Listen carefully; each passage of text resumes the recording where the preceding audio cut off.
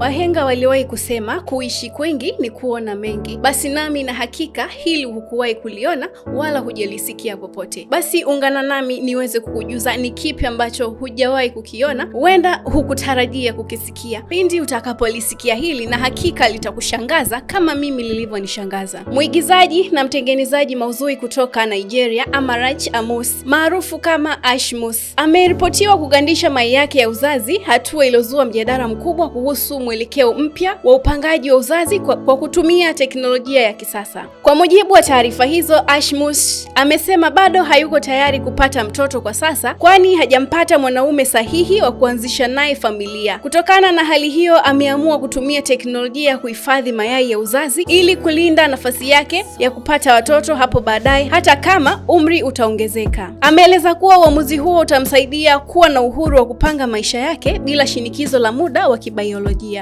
akisisitiza kuwa mayai yaliyogandishwa hubaki salama na yanaweza kutumika pale atakapokuwa tayari kupata mtoto. Mbali na kuelezea uzoefu wake, ametoa ushauri kwa wanawake wengine ambao hawapo tayari kupata watoto kwa sasa kufikiria njia hiyo, akisema inaweza kusaidia kuepuka mimba zisizotarajiwa na kupata nafasi ya kupanga maisha yao kwa utulivu zaidi. Hata hivyo, wataalamu wa afya ya uzazi wanaeleza kuwa faida kubwa ya teknolojia hii ni kumpa mwanamke muda zaidi wa kufanya maamuzi kuhusu maisha yake ya uzazi. Pia inaweza kumsaidia mwanamke wanaokabiliwa na matatizo ya kiafya, anaweza kuathiri uwezo wao wa kupata watoto kama vile matibabu ya saratani. Aidha, teknolojia hii inaweza kuongeza uwezekano wa kupata watoto salama baadaye, hasa kama mayai yamehifadhiwa katika umri mdogo ambapo ubora wake bado ni mzuri. Pamoja na faida zake, wataalamu wanasisitiza kuwa kugandisha mayai si uhakika wa 100% wa kupata mtoto baadaye. Mchakato wake ni wa gharama kubwa na unahitaji uangalizi wa karibu wa kitabibu. Madaktari pia wanashauri kuna umuhimu wa kupata ushauri wa kitaalamu kabla ya kufanya uamuzi huo ili kuelewa vizuri athari za kiafya, kisaikolojia na hata kijamii. Hatua ya Amarachi imeibua mjadala mpana, hasa barani Afrika ambapo suala la uzazi linafungamana sana na mila na matarajio ya jamii. Wapo wanaona hii ni hatua ya maendeleo inayompa mwanamke uhuru zaidi, huku wengine wakiona inaweza kubadili mtazamo wa familia na mahusiano ya kijamii. Kwa ujumla, hatua ya Amos inahakisi mabadiliko ya kizazi kipya kinachotumia teknolojia kupanga maisha yao ya uzazi. Wataalamu wanasisitiza kuwa elimu sahihi ya afya ya uzazi na ushauri wa kitaalamu ni muhimu ili kuhakikisha maamuzi kama haya yanafanywa kwa uelewa mpana na sahihi. Habari hii inaonyesha wazi kuwa dunia inaelekea katika zama ambapo teknolojia si tu inarahisisha maisha, bali pia inabadili namna ambavyo binadamu wanapanga mustakabali wao, ikiwemo suala nyeti la uzazi. Hakika kwenye maisha kupanga ni kuchagua. Amarachi yeye amechagua kutopata watoto kwa sasa. Je, wewe ni kitu gani ambacho unaweza kukifanya kwenye maisha yako ambacho hukitaki kukifanya kwa sasa hivi, unatarajia kukifanya baadaye? Tuachie maoni yako hapo kwenye comments nami nitayasoma. Endelea kufuatilia Kawabe Media kwa habari zaidi.